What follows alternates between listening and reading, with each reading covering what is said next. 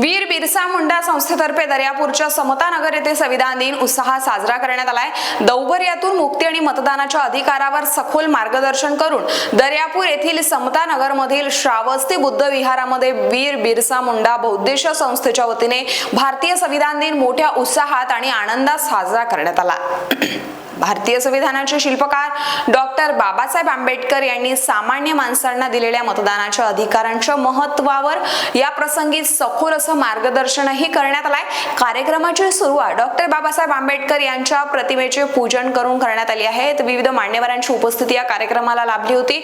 अनेक मान्यवर उपस्थितही होते, ज्यांचा सहभाग हा मार्गदर्शक या कार्यक्रमाला ठरला आहे।